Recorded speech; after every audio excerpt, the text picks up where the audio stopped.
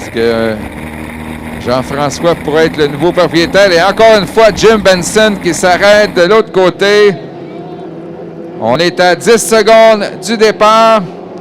8. 5 secondes. Il faudrait ralentir un peu. Oh! Billette, je crois, et Boyer peuvent avoir devancé le départ. Ce sera serré. Alors, qui va sortir du virage? Est-ce que c'est Douglas Rapp? Oui, le Bad Influence qui est en tête. CS79. Est-ce qu'on aurait une lutte encore entre les Bad Influence? Et là, les deux Bad Influence, encore une fois. Jean-François Latour et Douglas Rapp. Et c'est confirmé pour Billette et Boyer. Tous deux ont volé le départ, donc c'est une lutte de Bad Influence. Alors, qui est qui? À l'intérieur, je crois que c'est le 79 et le 790. Et là, on est tellement près. On se touche pratiquement dans le virage.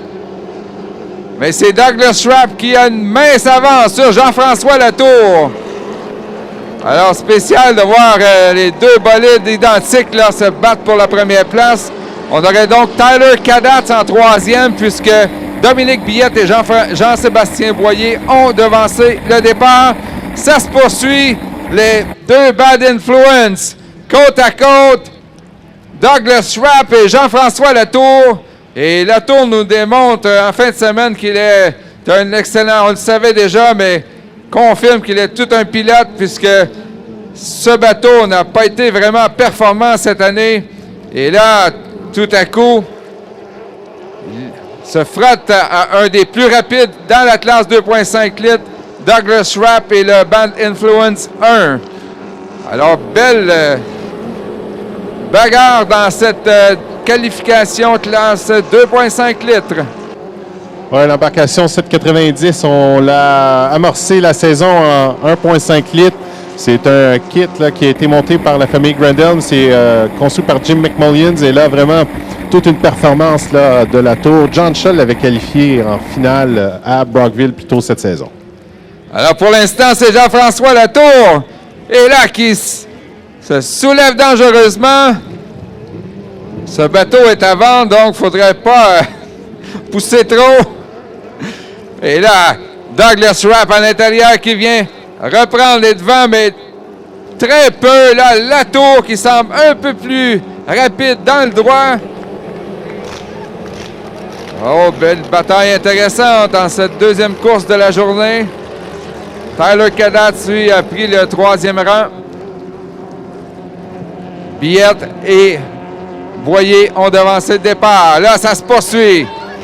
Latour à l'extérieur. Douglas Rapp à l'intérieur. Très peu d'espace entre les deux embarcations. On est au quatrième tour de piste. Rapp qui vient reprendre légèrement les devants. On s'engage dans le virage. Douglas Rapp et Jean-François Latour, côte à côte.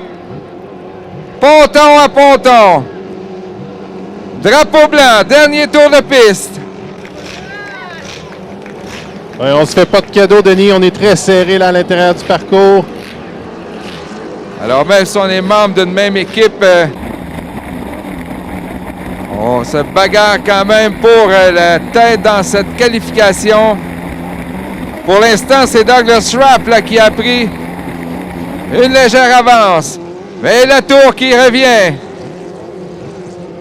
Oh, Rapp a maintenant une queue d'eau d'avance. Dernier virage, c'est là que ça va se jouer. Le Bad Influence 1 qui maintenant, je crois, va l'emporter, mais toute une course. La victoire de Douglas Rapp, Bad Influence. Deuxième, Jean-François Latour, Bad Influence 2. Alors, c'est une bonne influence qu'on donne sur le début de ce programme de course. Ouais, on voit justement, Denis, quand on a un défi, un challenge, ça nous force à être meilleur. Douglas Rapp qui enregistre le temps de référence en 4:03, 2 secondes plus rapide que Bobby King.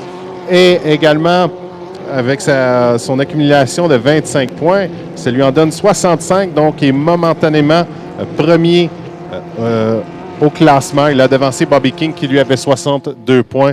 Donc vraiment toute une performance là, qui vient d'être offerte par Rapp. Également par la tour quand même, seulement c'est sa deuxième.